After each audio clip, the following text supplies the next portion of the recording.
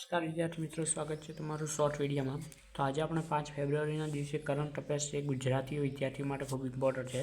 તો સૌપ્રથમ શરૂ કરીએ। પ્રથમ નંબરનો છે જે તાજેતરમાં યંત્ર ઇન્ડિયા લિમિટેડની મિનરત કેટેગરી 1નો દરજ્જો આપવામાં આવ્યો છે। ઓકે, તમારા માટે ખૂબ જ ઇમ્પોર્ટન્ટ બનશે આ MCQ। ઓકે, બીજી વાત કરીએ કે તાજેતરમાં જે સુપ્રીમ કોર્ટે છે એ તમિલનાડુ જ છે અને કર્ણાટક વચ્ચેના પનૈયાર નદીના જળ વિવાદ માટે એક સમર્પિત જળ વિવાદ ટ્રિબ્યુનલ રચવાનો નિર્દેશ આપ્યો છે। કોના વચ્ચે? તમિલનાડુ અને કર્ણાટક વચ્ચે। એ તમારે યાદ રાખવાનું રહેશે। ઓકે, ચલો વિદ્યાર્થી મિત્રો, ત્રીજા નંબરમાં જોઈએ કે હવાના પરિવર્તનના અભ્યાસ માટે વીરેન્દ્ર ભદ્રન રામનાથનને પ્રતિષ્ઠિત ક્રાફોર્ડ પુરસ્કારથી સન્માનિત કરવામાં આવે છે। ચલો, પુરસ્કારને લગતો તમારો સન્માનિત થઈ ગયો। પુરસ્કારને લગતો તમારે ઇમ્પોર્ટન્ટ બની શકે છે। જે વિદ્યાર્થીઓ GPSC,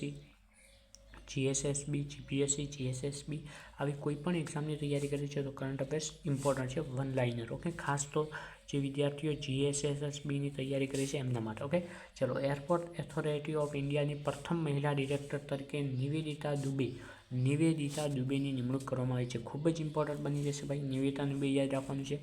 13મું ભારત કિર્ગિસ્તાન સંયુક્ત સૈન્ય અભ્યાસ ખંજર 3 આસામમાં આયોજિત થશે। ઓકે વિદ્યાર્થી મિત્રો, ચલો આ જે 5 MCQ છે ખૂબ ઇમ્પોર્ટન્ટ છે। ખંજર 3 આપણે કોની વચ્ચે? ભારત અને કિર્ગિસ્તાન, આવું યાદ રાખવાનું છે। બીજું વસ્તુ યાદ રાખવાનું, 13મું છે અને કયું નામ છે? ખંજર 3 કયા જિલ્લામાં, કયા રાજ્યમાં સંબંધ થશે? આસામમાં થશે। ઓકે, ચલો છઠ્ઠા નંબરનું જોઈએ।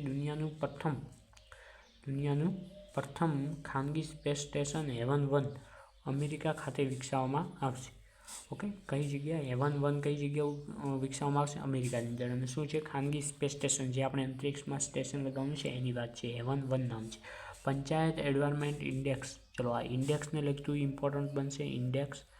ઇન્ડેક્સને લગતું જે પણ ઇમ્પોર્ટન્ટ છે એ તમારે યાદ રાખવાનું છે। ઇન્ડેક્સ કયું છે? 2.0માં પ્રથમ સ્થાન ત્રિપુરાને મળ્યું છે। એ કોણ પાડે છે બહાર? તો કે ભારતની અંદર તો બહાર પાડવામાં આવે છે અને જે પંચાયત સારી કાર્યરત હોય એને સ્થાન આપવામાં આવે છે। તો કોનું સ્થાન મળ્યું છે? ત્રિપુરાને જોવા મળે છે। તમારે યાદ રાખવાનું છે પંચાયત એન્વાયરમેન્ટ ઇન્ડેક્સ PAI 2.0 યાદ રાખવાનું છે।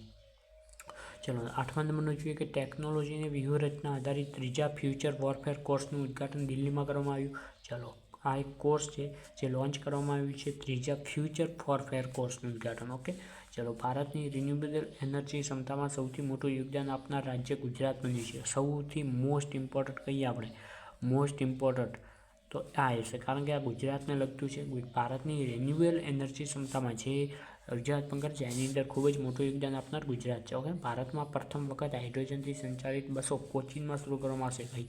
આ ખૂબ જ આપણને તમારે જે પર્યાવરણલક્ષી છે, પર્યાવરણની મૈત્રીરૂપ એક અભિગમ શરૂઆત કરવામાં આવી છે ભારતની અંદર, જે કોચીનમાં શરૂ કરવામાં આવી છે। ઇલેક્ટ્રિક બસો હોય આવી જ રીતે આપણે બસો શરૂ કરવામાં આવી છે જે હાઇડ્રોજનથી ચાલે છે અને હાઇડ્રોજન ખૂબ કાર્યક્ષમ અવેજી તરીકે કાર્યરત છે। ઓકે, તો આવા જ ઇમ્પોર્ટન્ટ કરંટ અફેર્સની માહિતી માટે તમે આ ચેનલને ખૂબ જ સબસ્ક્રાઈબ કરી શકો છો, જેથી તમને આ PDF પણ મળી જશે અને આવા ડેલી તમને કરંટ અફેર્સ મોસ્ટ ઇમ્પોર્ટન્ટ મળતા રહેશે। ધન્યવાદ।